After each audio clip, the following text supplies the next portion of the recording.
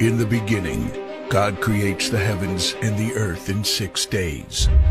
He makes Adam and Eve, who spend their days with God until they give in to temptation by eating from a forbidden tree.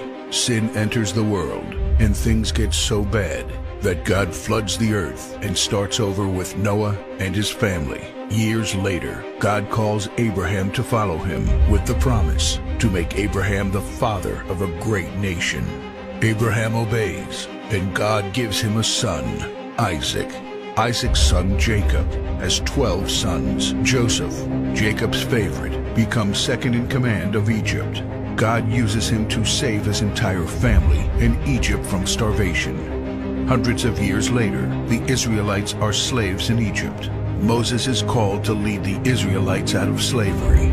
Joshua takes over after Moses and leads the people into the promised land. After Joshua, God raises up judges, temporary military leaders like Deborah, Gideon, and Samson, who protect and fight for God's people.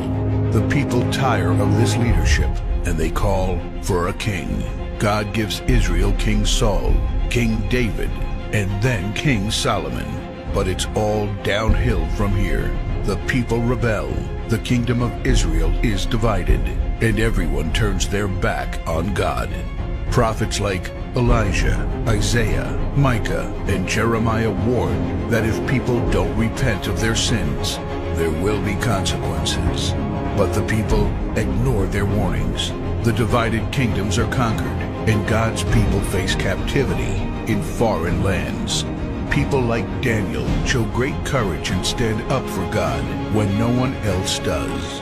Some of the exiled people return to the promised land, but for 400 years, God is silent. No prophets, no miracles, and no angel visitations. But then, the silence is broken when Jesus is born. He lives a perfect life, teaches truth, and performs miracles, proving He is God.